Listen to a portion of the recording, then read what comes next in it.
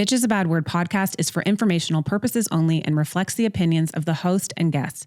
It contains explicit content and discusses sensitive topics such as domestic abuse, sexual assault, and violence, which may be distressing to some listeners. Please take care of your emotional well-being while listening. While we strive for accuracy, we make no warranties about the completeness or reliability of the information, and any reliance on it is at your own risk. We do not endorse third-party views and are not liable for any defamatory claims. Listeners should conduct their own research and consult professionals before making decisions. If you or someone you know is in danger, please call 911 or contact the National Domestic Abuse Hotline 24 hours a day, 7 days a week at 800-799-7233 or text START, S-T-A-R-T, to 88788. We've got your back, besties. Caliber Studios has not independently verified the information you're about to hear.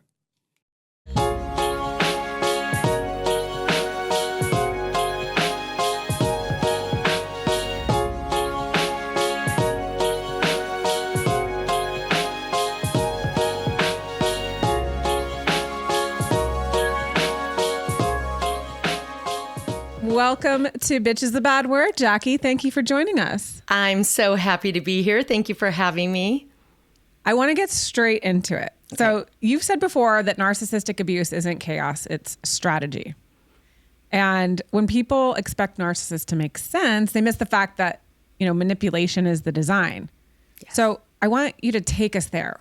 What are people still not getting? It is all designed to keep you engaged, all of it. So whether it's smear campaigns, it could even be silent treatment to try to get you back for you to initiate contact. It could be so many things that we all, I'm sure the line is so long, the list is so long, everything on the post-separation abuse will, the financial abuse, right? Like weaponizing the kids, all of it is designed to keep you engaged. And so it does seem like chaos, and it is chaos, but it is all a strategy on their part to keep you hooked, keep you engaged, keep you spinning so that you can't think, so that you can't function. And it's also still a source of supply for them to just know that they're getting to you. So there is definitely strategy lurking behind all that looks like chaos. And it doesn't matter if they've moved on. If you're like the person who's just wronged them, right, you're public enemy number one forever. Yes. And obviously, if you have children together, that is a direct link for them to continue to antagonize you and abuse you in some way, shape, or form. So yes, you're still public enemy number one. I think that's probably the thing that breaks my heart to have to tell people when they say, will this ever end? And I'll tell you what, we're going to come up with strategies to minimize your interaction, which is my big mantra these days, so that we give them as little access as possible, even if you are co-parenting, because they want access. You are still a form of supply. They could still have moved on. They could be married. They could have kids. I read a really interesting thing on Instagram the other day where there was a hypothesis basically that they have one, source of supply sort of in one part of the cycle, right? So whether it's they're still, have them up on a pedestal or they're still in the love bombing stage, and then they still get to have you, is that like kick the dog, like, so they still get to get out their other manipulation and the evil shit while, they've got the other one adoring them. And so what more perfect world for a narcissist than to have two different supplies and two different, levels of cycle or parts of the cycle? MFG. Like, no. Yeah. No. Yeah. We're like, that's not what we want to hear, but that makes total fucking sense. It does. And so that because you're like, oh, I can't wait till they move on. Can't wait. Please move on, please. And then they'll leave me alone. And I'm, in my personal experience, that didn't happen. I'm like, okay, it didn't happen, no. Huh? Okay. No. Yeah. And with me either, until I really put a lot of thought into how I would restrict access for this person. And you're still always, I'm 7 years out and now my youngest is 17 and a half. So I'm considering myself done. But for a long time, you're still like, okay, the what if, right? What if the, you get the next hearing and now, motion that they filed or whatnot. So you're kind of always still towing the line for the four court messages, but you have God. to restrict access to yourself we as say much as possible. DNA. And that for me is like the hardest thing to do, because I at the beginning was like, why do I'm not involved with this person. I don't care. I want to try to co-parent. And that was my fundamental mistake is there's no real co-parenting. And when they see that I care about the kids' schedule or the kids, whatever, I'm thinking this is just normal interaction. We can schedule like normal people. Right. Hi, we have this thing to do and this is what it costs and you'll pay for half. Nope. That ain't happening. Nope. You just opened up so many opportunities for them right there for them to antagonize you. And I don't mean to make it sound like that's your fault. No, we know it's not your fault. But yeah, it is. It's, I would really have to sit down and think about that message, but I would definitely re-engineer that to be a couple of points of information. And there are so many times we have to just eat it. We have to eat the money or the cost of something. We have to eat the ego part of it that's been bruised. We have to eat the insults that they're making. We have to eat the smear campaign. We have to eat it. But I will always stand on eating it is still depriving them of the oxygen that they're looking for, which is engaging you, which is antagonizing you. And that is winning over falling for the bait, because it's all bait to try to manipulate you and cause anxiety and stress in your life. That's what I call them them. masturbators. That is freaking brilliant. Okay, we also need that for a t-shirt. We were talking before we started recording about t-shirts. Masturbators. I'm like, they're just masturbators. Don't worry. That's all they're trying to do. They are. And you're like, you do. In the beginning, you take in the bait, the shiny things. But that's what they're doing. Yeah, they're masters at this. And that is just it. Because if you think about, you're trying to extract yourself from this relationship, regardless of how it ended. And you're still falling for those old patterns.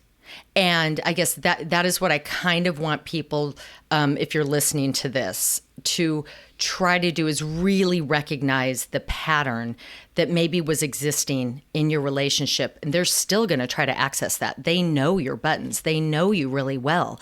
And they're going to continue to try to push them. And so oftentimes in the relationship, we are over-explaining, right? And we can't believe that they don't get it, or we can't believe that they misunderstood what we were doing. And so we're just trying to explain that that's not what we meant to do. And that's not what really happened. And I did. And so they are going to try to draw that out and keep that going post-separation as much as possible. But you now have an opportunity. You're no longer with this person. You have an opportunity to re-engineer that relationship. It's not easy. But so that they don't get to use that pattern anymore to engage you. You know what's so fascinating is as you were just describing what it's like to be with that person, your voice changed, your inflection changed. I heard the desperation. That's that feeling of like, why this is so simple. Yeah. It is literally like 1 + 1 = 8,972,625. Like, carry the one. Whatever. Like you're like, wait, what? No. Right. Yeah, exactly. And it's funny that you say that you watch my voice inflection and my body language change, is as I was doing that, I was actually taken back. I was standing in my bathroom with him in our marital home, because there were so many times that for some reason, and this is just dawning on me right now, that's where he would hijack me. I mean, I'm literally having this epiphany 7 years out of a divorce, that he would like wait till I got out of a shower. I was naked. I was like vulnerable. I couldn't just walk away. Don't have clothes on yet. But isn't that interesting? That I think there's a show called Naked and Afraid, and that's basically what. Maybe it's about domestic abuse. We need a new show with a different definition of that, because that's exactly what I was, naked and afraid. So many times explaining myself as I was hijacked in my bathroom, just out of the shower.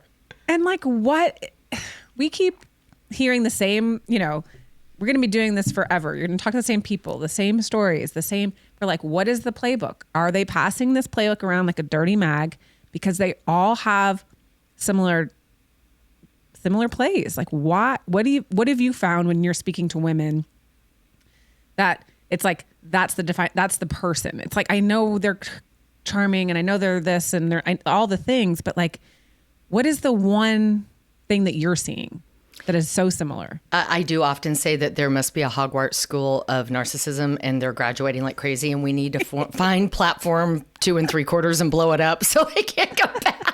If anybody knows where that is, could you let us know? Yes. I'll provide the dynamite. But yeah, it is really interesting because they can have their own idiosyncrasies. And I know if, you've done your research and you probably have just to try to understand what's going on. There's covert narcissists and overt narcissists and all these things, but there is this overriding theme. And I kind of call them black holes. And the bottom line is whatever they're doing, they are manipulating you and their environment, right, to feed them. And there's a lot of subtleties that might be different in different relationships for that. But that's the bottom line it's the victim, right? The bottom, really victim is the thing. They need to be the victim. And you're the bad guy eventually. And then there's various paths it can take from there so that they can keep you under their thumb.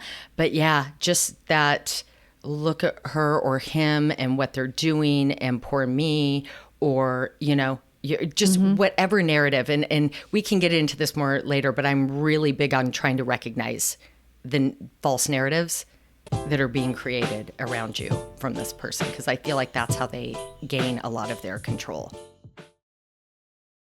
Hi, I'm Sarah Wayne Callies, and I played Dr. Sarah Tancredi on Prison Break. And I'm Paul Edelstein, and I played Agent Paul Kellerman on Prison Break. Please join us on our rewatch podcast, Prison Breaking, with Sarah and Paul. We're going to have all kinds of guests and never-before-told stories, so follow us on Apple Podcasts or Spotify or wherever you get your podcasts. And you can subscribe to our watch party on the link there. We can't wait to see you there. And follow us on Instagram at Prison Break Podcast. See you there.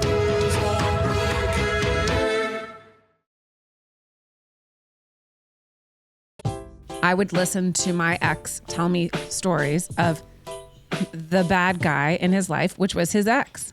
And, I was like, what a bitch, man. Like, she's the worst. Wow. You poor thing. Yes. And you're going, okay, so I'm like, I've now fit that role. Now I'm in that role because I'm the ex, but it's like, that's a red flag. If like every person before them or, and actually I'll be honest, it wasn't every person that he dated before, but we were spending a lot of time talking about the people that he was with between like the ex-wife and me. And then people from like 100, I'm like, why are you telling me all this shit? Like, I don't need to know all the people you've dated. Right. But, his ex-wife was the bitch. And I believed it. So basically what I want to get to is, when they are telling you when they're having the smear campaign against the ex, I think I was loving the tea. I was like loving that, like, ooh, okay, this is like some dirt. Let's spill the tea. Like, let's tell me the dirty shit. And while I'm listening to this, I'm imagining this bitchy woman, but I'm not paying attention to him. If that makes any sense. Yeah. Like I was realizing, I was like, oh, and all I feel is for him. And I feel like, oh, man, thank God you found me because I am so fucking awesome.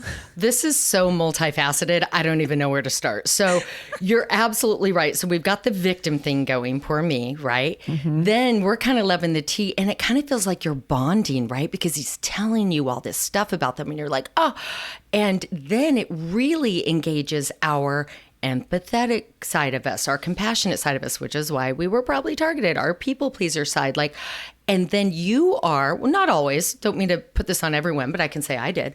I'm thinking, oh my God, I am so going to knock this out of the park. Like, I really am into this guy. He's amazing. He's right. He thinks I'm amazing and I'm never going to do all those things. And he's just going to be like, wow, like this poor guy went through all this stuff and I'm never going to do any of those things. That horrible woman he was with before. So there's so many things going on. And so if you think about it, you're being groomed through these stories to go out and treat them like a king. And now it's almost like hands behind their head. They kick their feet up and now they just get to watch you go. They've set you up. You're getting all competitive. You're competing with like the ghost of the ex. And you're like, oh, I can freaking, I'm better, I'm smarter, Yeah. I'm sexier, I fuck better, I whatever, Oh, whatever. things. All of it. Like they're just winding you up and we don't see it. And it's so interesting, right? To be away from it now and look back and be like, oh my God, or to watch them with the new supply. Yeah. And it's happening again with them. So, but yeah, that's so multifaceted. There's so many things they're accomplishing in that phase of the relationship where they're, the poor, and same thing, mine had an ex-wife and oh my God, and she took all his money and she this and that and she cheated and she, and then only later did it dawn on me what the truth was. Yeah. And it's keeping you. So that's part of we're talking about strategy, besties. Yep. Sorry, I just had pasta right before and I don't even know why I chose pasta. It was like the only thing from leftover. Sounds awesome right now. I'm having pasta after this. I scarfed it down and now, when it's like your throat's coated. Yes. So anyway, that's what I had for lunch. So it's part of the strategy because the strategy is so important for besties to understand that this is like absolutely by design. Yeah. And whether or not it's subconscious or, unconscious or whatever the other one is, consciously or unconsciously, or that's the hard part for people to understand because they're like, why does he do it? Why would he do it? And so in your experience, are they aware that they're doing it, or it's just something that has just worked and they keep trying again, or how? I think because, they do call it a disorder, but it's not a mental illness, and it's a disorder basically because they wake up every day and choose to behave like this. Mm-hmm. But it's also a disorder because there's a group of people who behave like this and all their behaviors are super similar. So mental health professionals can put them in a category and give them a label because their behaviors are so similar. And so it's a choice, but it is by design. I have a theory, the Jackie Miller theory. Sometimes it's intentional, sometimes it's not. I think they have an infinite capacity, just a deep intuition about how to manipulate. And, wherever that came from, their childhood, whatever, and I know there's lots of different theories from different mental health professionals on this. However it came about, they have a really deep intuition on how to manipulate, even if they don't know why they have it. It is there. And the other interesting thing I find about it is some of them are intelligent, but many of them are not. And that intuition for manipulation doesn't reside on the same gene as intelligence because they're not always smart. But wow, they can still be extremely manipulative.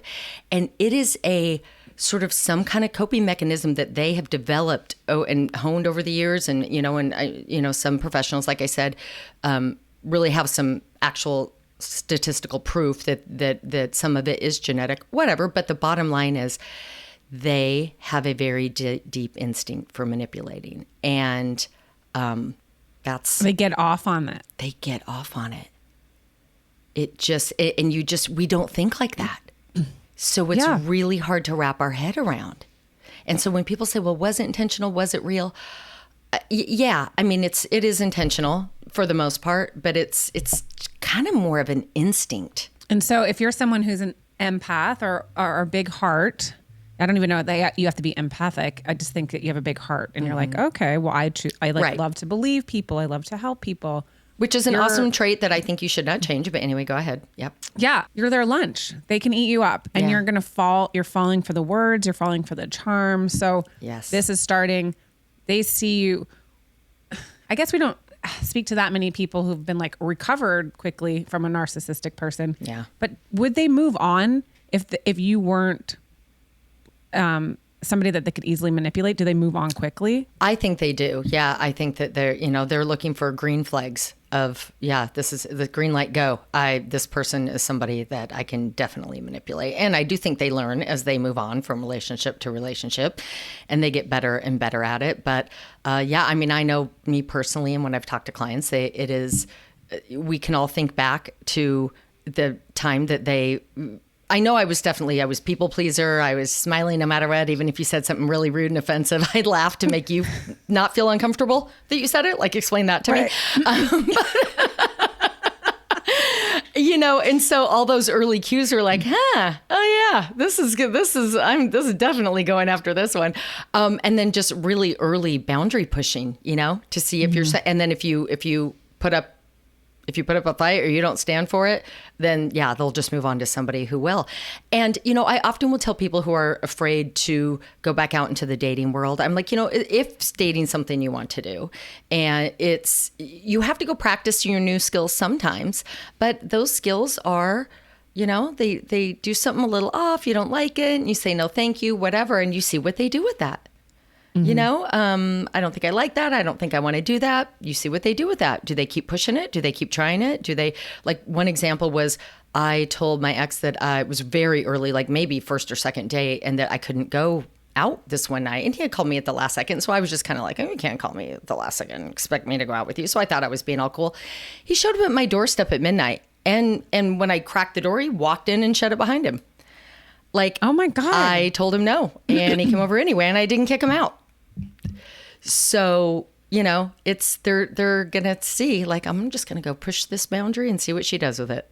Mm-hmm. And all right, yeah, they want to do things so quick. Yes, it's like that's what I want to have people understand. So, like, part of the strategy is just like wrap this up really quick, do all the charming things, do all the crazy vacations or whatever like money position that person's in. Right. I was like, we're going on a freaking trip right now. Get your passport. Get your da. And I'd be like, what? Yeah, I can't do that. Oh God, you're no fun. So you're not spontaneous. Oh, and I'm like, fuck you. I'm spontaneous. Hold on, let me. Yeah. I'll fix this. I'll be right there. Let me. I'll be right there. Yeah, like amazing. But yeah, what was response? Oh, bummer. I thought you were someone who's spontaneous. Oh shit, I was going to be everything to this guy, everything that the ex wasn't. Shoot. Okay, yeah, I'll make it happen. Get ready for the trip right now. But yeah, so you have no idea. You push it really. They push it really fast. It's a whirlwind. Why couldn't I say that word? And the other thing is that's what is the early glue of the trauma bond, right? Because you are. The endorphins and dopamine, like all the good hormones are just flying because you are on cloud 9 and this person sweeping you off your feet. And that is starting a chemical bond to this person. And I always say, like, they're putting in a whole bunch of credits up front so that when they do something bad, wrong, questionable, you're like, well, that's not who I know they're really this other person over here. Look, I've got all these credits. I've got all this evidence to show that this is really who they are. So I'll just wait this out, or I'll excuse this, or I'll look over that. And it's very important. And I understand that I've had examples where not all of the relationships start this way, but by and large they do.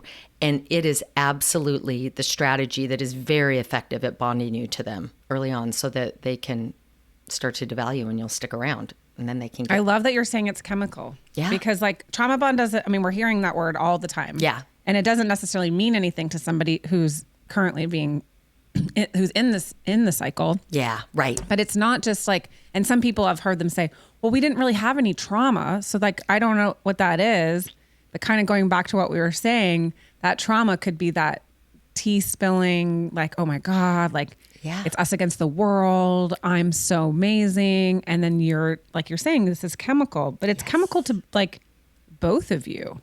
Yeah, it is. But if you know, or is it? I don't know. I'm asking. Yeah. As the expert.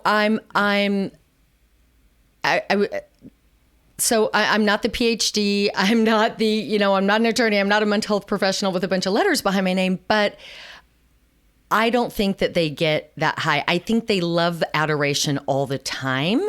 So, and so, yes, it's fun for them. It's great to have that adoration.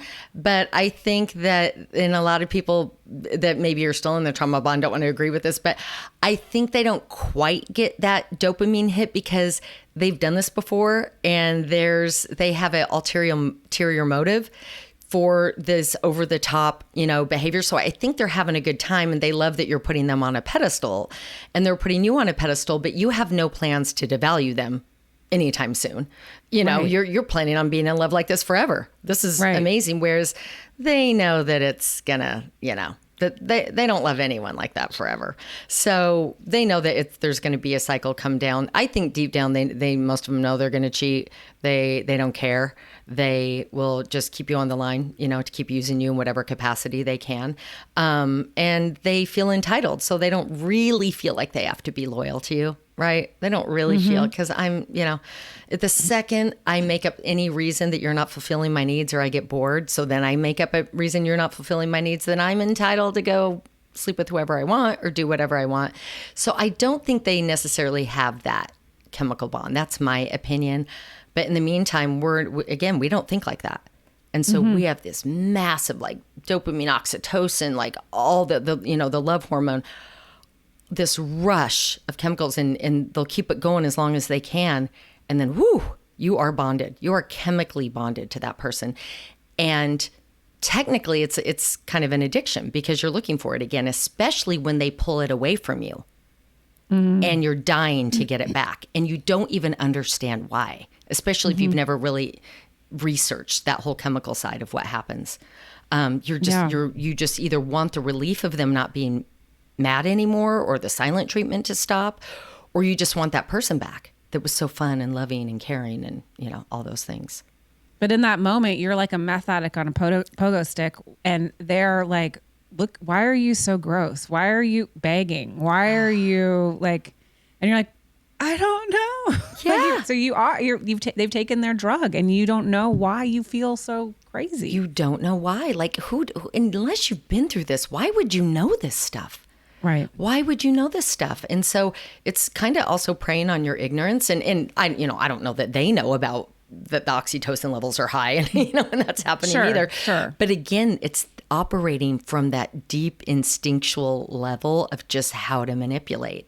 And on some level, again, just instinct, they just know, looking at you up and down and like, what do you, stop groveling? Like, like, what do you, where's the person that I was dating? Like, I don't even know who you are anymore. Like, this is weird and pathetic. And and you're like, just give me back my drug. Yes. Oh my God. That's exactly what it is. They've lied. Okay. So the lie is the point, right? So they've emotionally lied to you. And then they're like, they got you hooked. They masturbated you. You're hook, line, and sinker. And then as soon as they see that you are, they rip that pedestal out from underneath you. Yeah. Right. And then you're just like idolization, devaluation, discard. Right. And then you're blaming yourself. Yeah. And really, why would you leave the first time around that happens? I mean, right. Because I really don't want people to feel, so many of us are like, why did I stay? Why would you leave? You have all this evidence that they're amazing. You have unbelievable things that they did for your family, unbelievable trips they took you on, unbelievable, you saw them being very giving, to somebody in need. You saw them do just, whether it's buying you things or doing things for you or doing things for others, you have all this evidence that they're this amazing person. So when the first few times they're not, why would you leave? You have all this evidence to the contrary, at least early on. And that's why we don't go. Who? And they like to remind you of all those things that they did for your friends, families, and your neighbors. Oh, yeah. And then everyone's on board. I know my hope was they were just like, wow, who is this guy? This is amazing. And, yeah. And then you are the crazy one. Mm-hmm. You're ungrateful. You're the manipulator. Yes. They can flip the script. It's crazy. Yes. Okay, we're going to take a little break. And when we come back, we're going to unpack a little bit more of what it's like to live in Crazy Town while you're with these Finn's clown show. Welcome back to Bitch is a Bad Word. We have your new BFF, Jackie, joining us, and she is the podcast host of Out of CRAZYTOWN. And that's exactly that's the scenery. That's exactly where you're living. It really is. I always say, the town of crazy, like population, like me and this other guy. Exactly. I always say, we didn't want to live there. We didn't pick it. And they are the freaking mayor. I'm like, how do I get out of the zip code? And they're like, nope, I rule this town and no one leaves without, a fight. I'm the mayor of Dictum. Welcome to my town. Masturbator dictum. Crazy town. Absolutely. Yeah. Yeah. So you've moved into this town and you're like in it. I don't know who I was speaking to, but you know, they were talking about just how surreal it feels. And when you start seeing the glimpses and when the mask starts slipping, then you're like, as we said, you're like, wait, this isn't something I'm enjoying. right. But I want to go back to what you said. You're addicted. Yeah. So it's not as if it's just like an easy cut. And let's imagine relationship has gone pretty fast. And if you have kids, you're probably having those kids pretty quickly. Yeah. Or they're creating scenarios in your life that ensue chaos. Yeah. And whatever that may be, like it could be the smear campaigns against the other person. Oh my God, like my job, I made this, let's move. I don't like this, and the future faking like unbelievably. And that's all this chaos is what creates that crazy in you, right? Yeah, absolutely. And remember too, even if you start to sort of catch on or feel weird about it, they're really good at snapping right back, right? To the love bombing again. And so you're like, whew, okay, there he is. There's the guy okay, so it was just a blip. It was just a, whatever. And then I think one of the big shockers for a lot of people is that the smear campaigns were often happening the whole time, even in good times. And because they are, and the reason for those are usually one of three or a combination of, to isolate you. Right? So that's why they start so early, is they're starting to try to plant seeds with your support system, that you're the crazy one, you're the problem, et cetera. And you have no clue. You think things are great. The second reason would be to control the narrative, right? So if they early on can get in with people secretly behind your back and start building that narrative, then, they're always in control. Then whenever you do anything even slightly remotely resembling something they're saying, then, told you so. And the third one is basically just because they can, because they want to just show that they're in a position of power and control still, which is what a lot of it is about. And look what I can do to you. Look what I can do. That is wild to think that the smear campaign is happening like behind the curtain. Did you experience that at all? Like, did you find out? Okay. Yeah. And it was like my situation was, towards the end of our relationship, or like, we made a shitload of money. I don't know how else to say it. We were fucking loaded. Right. Awesome. Love it. Love everything about it. And I stayed at home, but there would be people in his life that I would hear it in comebacks when I would be like, look how he just did this last night. Like, this is crazy. And they'd be like, oh, well, really? Is it? And I'm like, well, yeah, it is. Like, look, isn't this nuts? And then I'm like, I can't do this anymore. Oh, so you're just going to take him for his money? Or, oh, you just want, it's just, it's just the money. And he liked to gamble, and I hated going to Vegas, but that was like another big thing. And I would hear on the smear campaign side that, I only liked him when he was up. Or, if he had a bad day, the money's, it was always tied in our smear campaign. It was always tied to money. Got it. And I'm like, no, because let's be real, besties. I wasn't rich. He was rich. I didn't have access to the money. I was being totally controlled, financially manipulated, So it's like on the outside, I walked out our door with $40 in my wallet. Wow. I didn't see anything under $50K ever again. And most of it went to lawyers. Yep. So that's like how rich I was. Yep. Sounds about the same as mine. A lot of it was revolved around money. But so you can hear then in their voice that those seeds were planted a long time ago. So that when you said, oh my God, look at this. They were like, miss in it for the money. We know. We know. We know. And and when I finally left, I was like, and then I was like, well, but I need money. They're like, oh, see, you only wanted him for the money. Yeah. And you're like, or and what's even to me a step worse is you're left with nothing. Here you are, a mother of 4 children. I have that right? And you have no resources. And he has them thinking, ha, ha, ha, ha. She thought she was going to get the money and she didn't. So instead of, oh my God, this is disgusting. This man, the mother of his children and his children, right, are left with nothing, which is the real version of that. They're like, oh, Well, she had it coming. She thought she was in it for the money and she got none. So that's how that works. Yes, exactly. Oh my God. That's exactly how it happens. Yeah. So that's that smear campaign that you're talking about. So I want everyone listening to hear that they behave in the worst way possible, but while they're telling people, on your outside how bad you are, they're also telling you how bad those people are. That's a good point. So they're just speaking out of both sides of their mouth. Right. And, your mom's a bitch, your dad's an asshole, all your friends are bitches. And you're like, okay, I guess. Yeah. And what that does is, again, it achieves the isolation they're looking for. And it sort of ensures that people aren't talking to each other. Because, instead they're all giving each other the side eye and the up and down because he's informed them. He's informed you about, right, the neighbors or your own sister or what your parents are doing. And then he's informed them about you. And so everyone just kind of smiles and nods and no one talks. So it keeps their, which, they operate best if in a shroud of secrecy. If no one's communicating, they really don't want to be exposed. Otherwise, they can't manipulate as well. So it achieves that as well as isolating you, frankly. How do they have so much energy? I know. That's a lot of fucking work. Well, and that's why I say they're just hardwired with it. And it doesn't require energy, I think. I mean, my God, I love that. Yeah. That's an amazing thought. Yeah, it's the hardware program they run on. It requires no energy. It's installed. And that's not an excuse. It's disgusting. But yeah, that's exhausting for us to attempt any of those things. And the couple of times I tried in our divorce to be down and dirty, the universe slammed me for it and was like, it's not you. Just don't.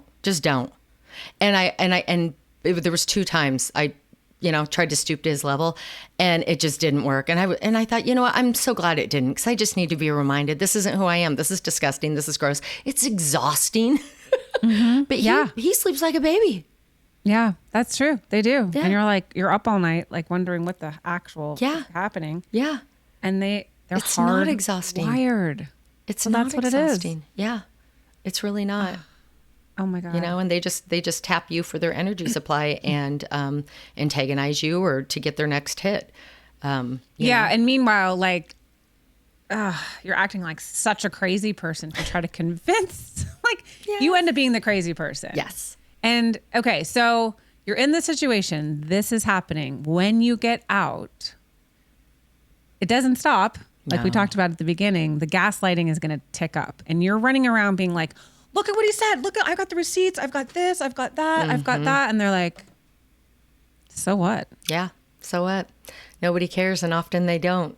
And, I don't mean to be discouraging to the listeners out there. I don't. It's part of radical acceptance, which I'm a big fan of, which is basically, we all need to go to therapy to process everything that's happening.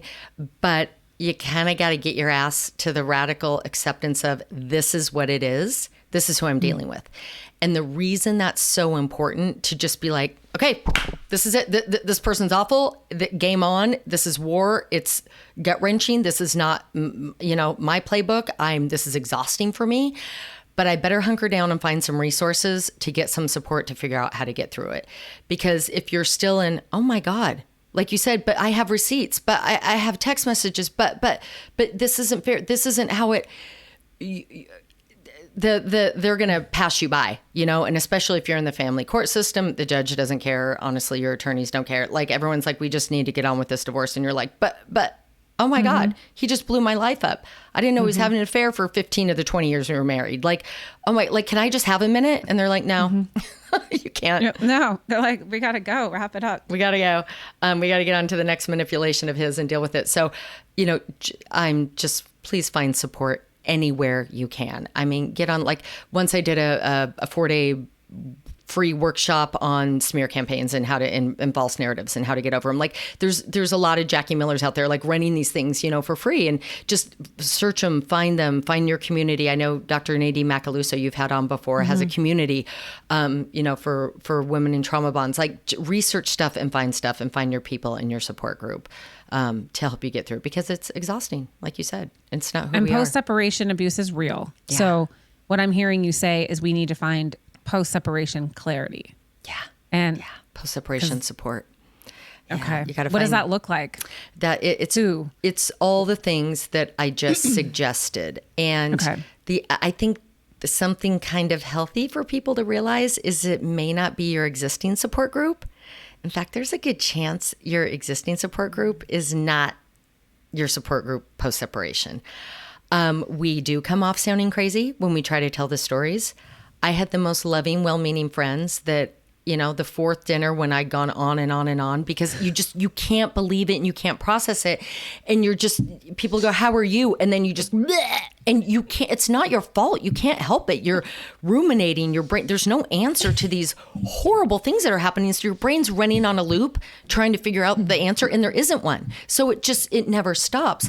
And I remember one of my closest friends, literally saw her eyes glaze over. Like, I now know when I read a book and somebody uses that as a descriptor in a book, like, and his eyes glazed over. I was like, I've never actually seen it real time happen. Her eyes glazed over and she said something completely off topic. And I was like, oh, I have to stop. Everyone's jaws are on the table and then you're looking around like, I guess when you say it out loud, it sounds kind of crazy. Because it is crazy. Yeah. It's unbelievable. So you've got to find a group of people that goes, I know, me too. Mm-hmm. You need the validation. You need not the eyes glaze over. You need not the crazy looks. And God bless your friends. They just don't know what to do. That's not their life. They've never married to someone like that. They just don't know what to do. They don't know. Yeah, no, it's true. And it's exhausting to keep retelling it to somebody who doesn't understand it, or who's like, well, why didn't you just leave?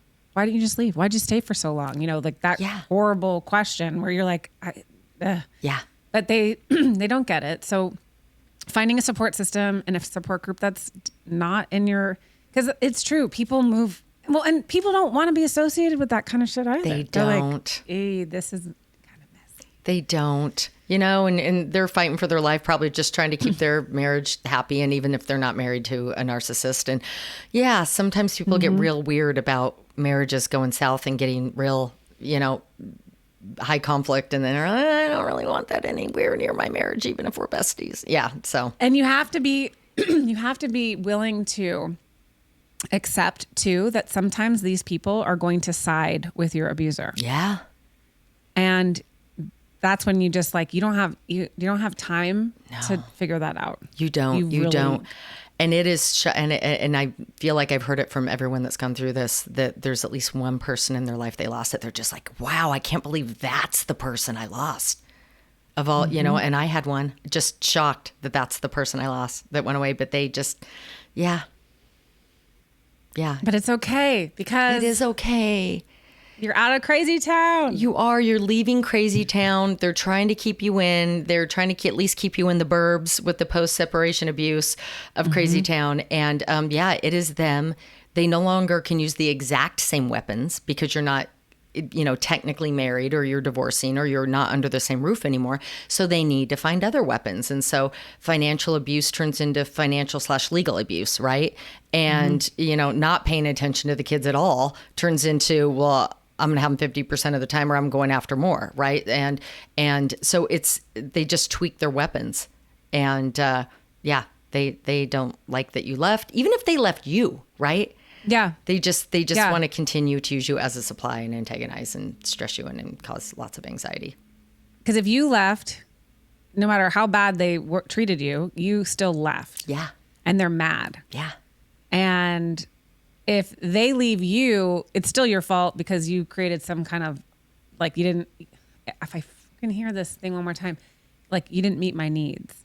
You can't, my needs aren't who says that? You're not out loud anyway. Right.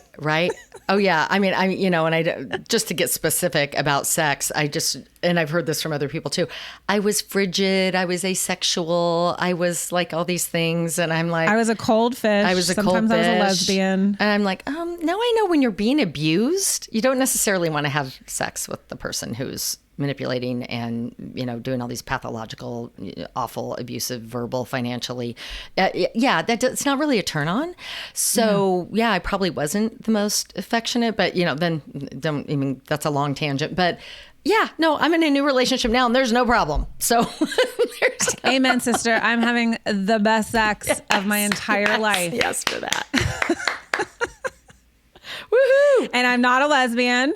It's with a man, just saying. I'm like, no, and we love our lesbians. There's no issues. No issues. I'm just like, I've been told so many things about, who I am sexually. And now I'm like, oh, wait, this is. Oh, yeah. And guess what, Betty? I initiate most of the time. So, oh my God, because it's so awesome. And it was not with you. So, yes. Thank you. Oh my God. Yeah.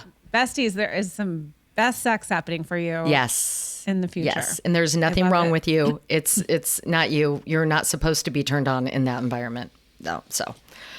I love it. Okay, we're going to take a little break and we come back. Okay. I want to talk about what happens when you stop playing because they get louder. Welcome back to this episode of Bitch is a Bad Word. We have Jackie Miller joining us today and she is your absolute new BFF. I promise you. You are, I love this woman. And we want to talk about what happens, something you've said that you can't out nice a narcissist. And that's it. You can't logic them, love them better, or make them see your side. No. So earlier in the show, we talked about D&E, stop engaging. Yeah. What happens when survivors finally stop engaging? What I suggest is you kind of trying to make it gradual a little bit, maybe, if they're using you as a supply. And those of you know who I'm talking about, you're getting those, 5-page letters or 7-paragraph emails, right? And they're just full of lies and ridiculousness. And actually, if you go, I'm just going to plug this now, if you don't mind. So if you go to my website, JackieMillerCoaching.com, you'll see a pop-up and it says when to respond and when to ignore to a narcissist, and just plug in your email and name and you'll get access to that. So it's some suggestions and basically some worksheets and whatnot for you to read to give you a really good idea of how to do that. But the bottom line is you start to look for ways to just basically protect yourself and protect your energy. And I would say like every word you give them is giving them a piece of you. Think of it that way. Okay. So if they have a bunch of nonsense that they're writing and it's, you start to find yourself really wanting to explain or defend. And I know that can be scary in a court situation because you want to, defend all these accusations. But I would really, really, really urge you to find really short answers that are, none of that is true. Yes, I'll pick up Kimmy at 7, no problem. And I know I just had to talk someone off the ledge earlier today and talk them into a response like that. And, they said, but they're blaming me for all these things that I didn't do. And I said, exactly. So is there evidence? Well, no, because I didn't do it. You need to kind of find solace in that and remind yourself of that and know your truth. And your truth is just what you say to yourself, not to them. I didn't do any of those things. I'm a great mom. I'm, and you have to say your truth to yourself. But if there's a chance of giving a thumbs up instead of a yes, do that. I mean, any way that you can, and I know there's a million suggestions on the internet or on Instagram or whatnot, but use them, you guys. I mean it. And now just be prepared. I always say you have to brace for impact sometimes. So if they've been getting a lot of supply from you, from this kind of behavior, they might throw a tantrum initially because you're not giving them what they want. And you're going to have to ride out the storm.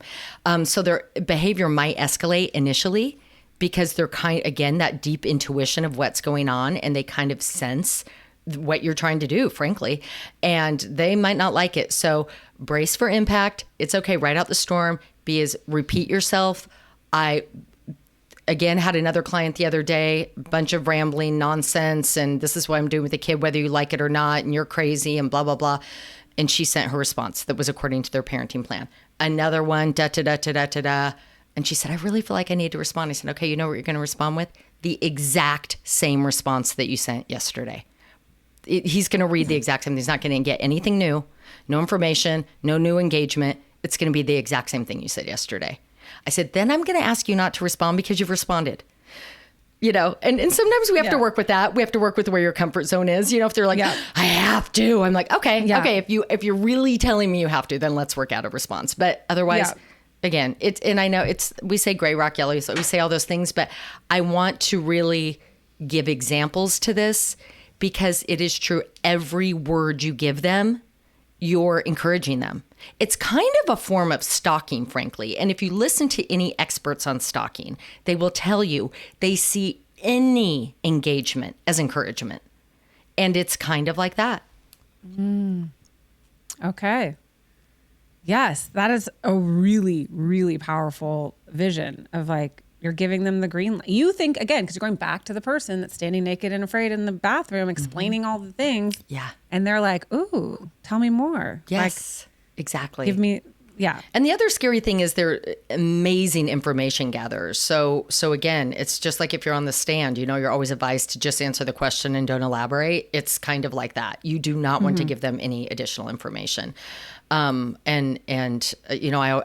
always refer to clients because I have so many examples, but just again, had one the other day and they got a custody schedule in place, which he was fighting not to have because he could manipulate more without an actual schedule, right? So a judge ruled on the schedule and I said, okay, now that you finally get some, you have definite plans when your alone time is going to be whatnot, don't inform him. So if you need to switch a day, don't be because it's like, could we switch days? I have a dinner with my friends on Thursday. No. Just, can you switch days?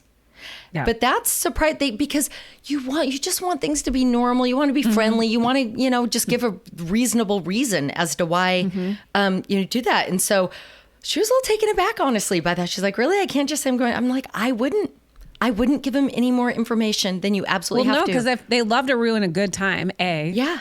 Yes. So if they think you're doing something fun, they'll be like, oh, sorry. Sabotage. No. Yes. Sabotage. You're going to get a call that he is sick at the 11th hour if he knows he's going out with your friends and he can't pick her up or him up or whatever. So yeah, there's lots of reasons for it. Or the new narrative is going to be that he knows you had 7 glasses of wine at that dinner and then drove home afterwards. Like, right? Like just the crazy stuff that gets made up. That's just completely not true. But just don't give any information for them to work with that you don't have to. Just don't. I love that. And I mean, what are your thoughts on no contact? Is it even possible? With kids, no. It's really not. If they're of an age that you still have a few years ahead of you, at least it's scary in the court system to not. It unfortunately gets traction when you don't respond. So thumbs up, short responses, boring responses, repeat your response, make them wait. Ask your attorney, what's the maximum amount of time I can have before I respond to this person? If they say 24 hours, respond at 23 hours and 30 minutes. If it's 48 hours, respond at 47 hours and 30 minutes. I'm not kidding. Don't let them have that instant gratification.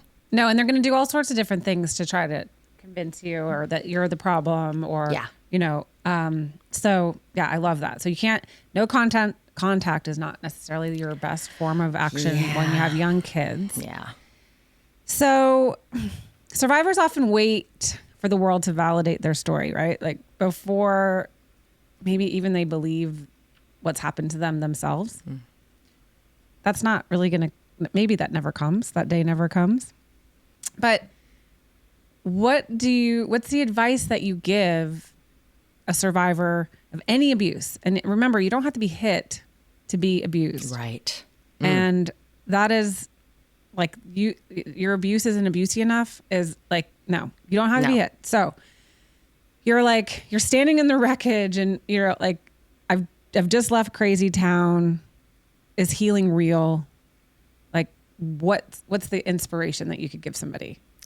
This is actually going to be, you have to know your truth and you have to repeat it to yourself because abusers often use basically brainwashing as a tactic to install these beliefs, right? That false beliefs or they'll play on sort of negative beliefs we already have about ourselves and they'll really bolster those up and feed those so that, we're even more insecure.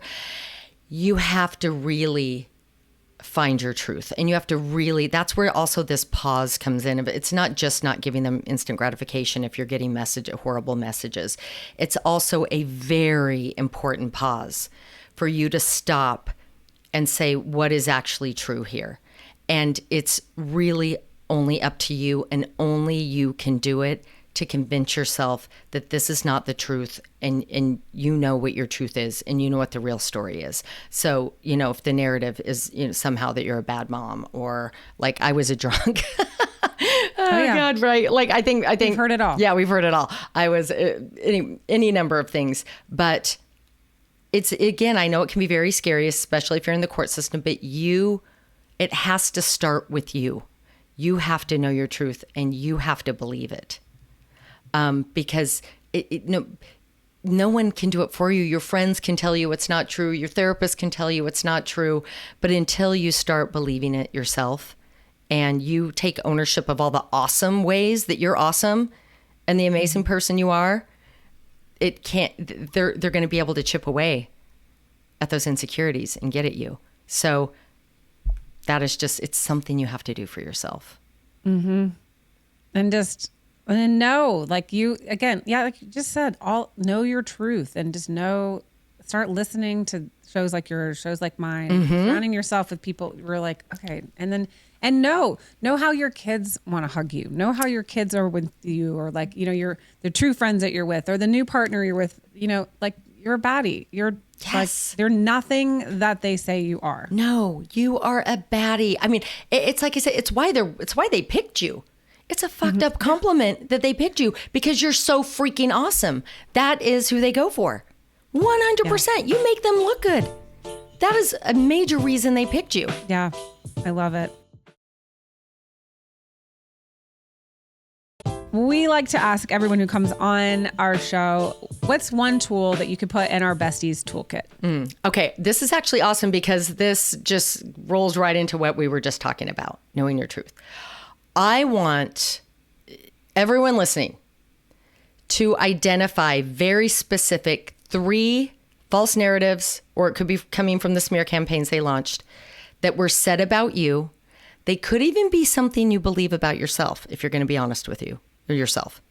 I want you to find the 3. So I was like, couldn't put one foot in front of the other. I was like an idiot. I couldn't keep track of the kids' calendar. I was like, just untrustworthy to execute the simplest thing. That was one thing about me.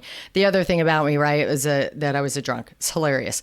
Anyway, so I want you to find those 3 things that were very hurtful, the false narratives that were repeated over and over. In fact, can I ask you really quickly, like, what was one about you?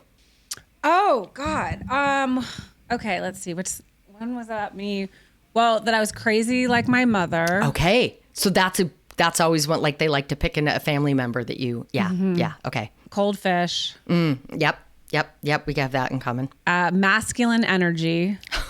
That's so interesting. But yes, I could see, like, the way they deliver that, like, that is just shameful masculine energy. I'm like, what? Like, I don't know that. What? I don't get it. Yes. Yeah. So, okay, those are 3 awesome ones, because I want, when you identify 3 very hurtful false narratives that they repeated about you, I want you to write out the truths that fly in the face of that narrative.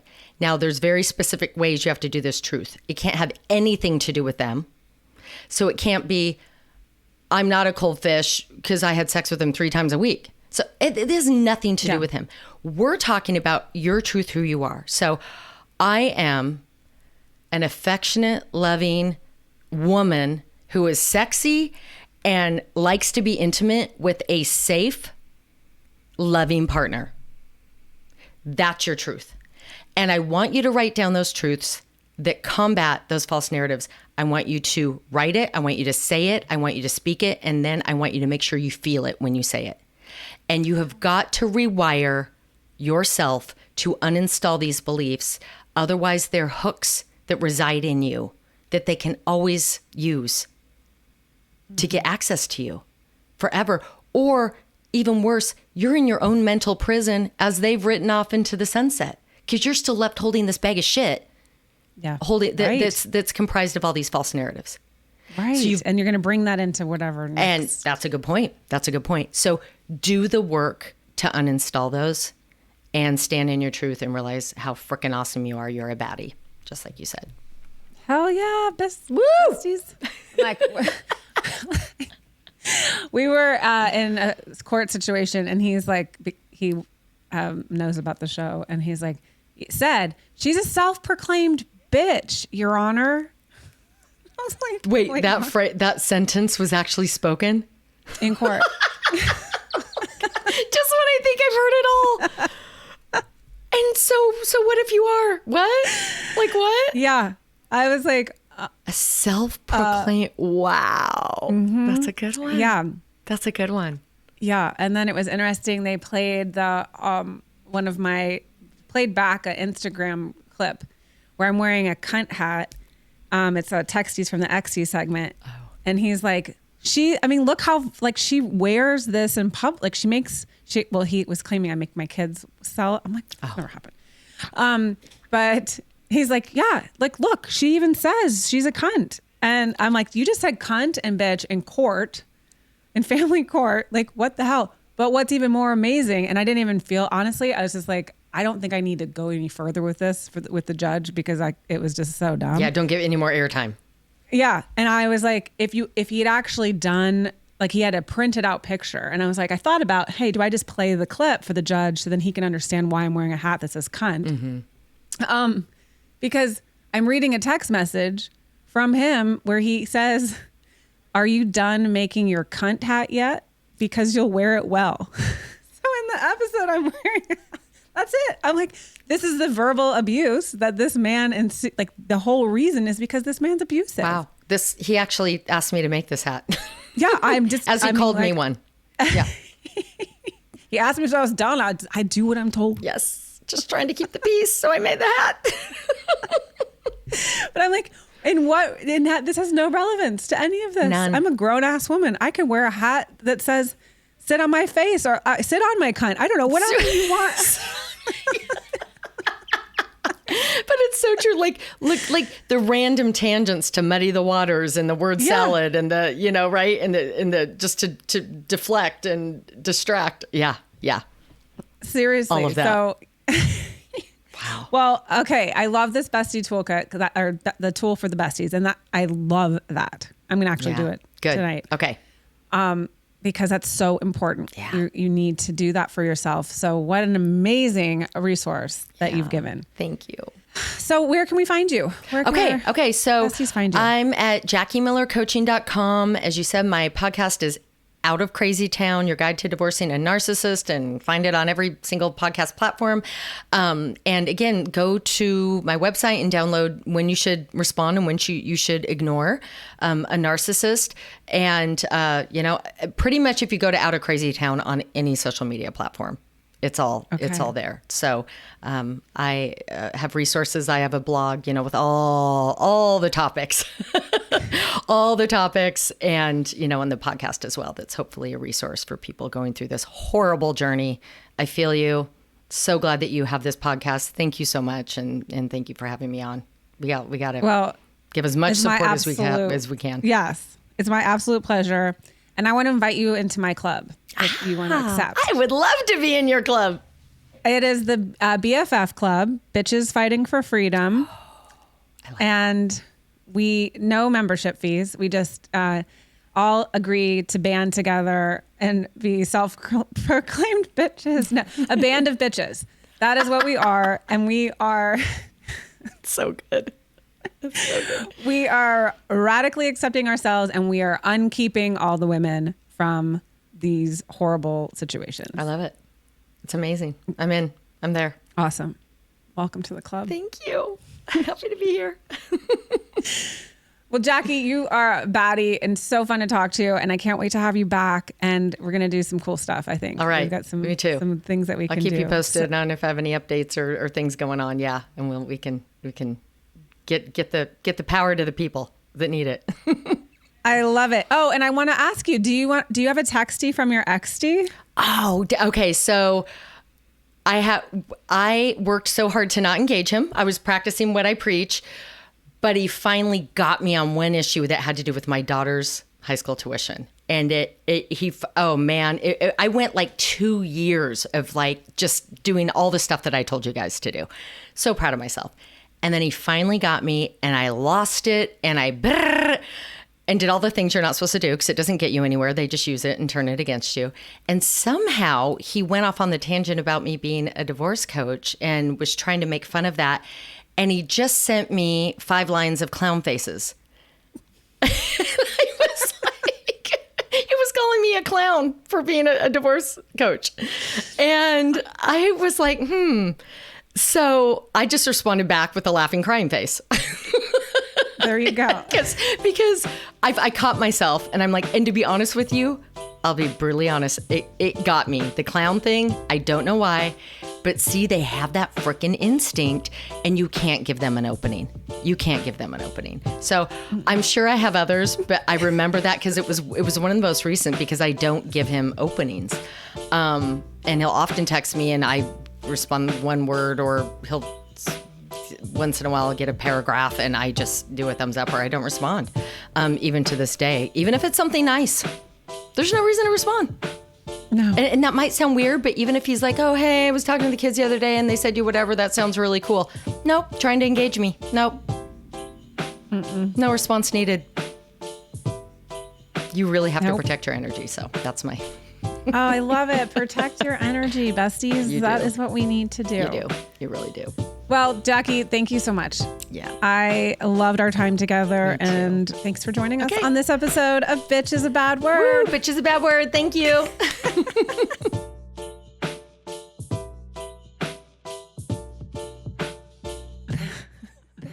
Bitches being bad. Bitches being bad.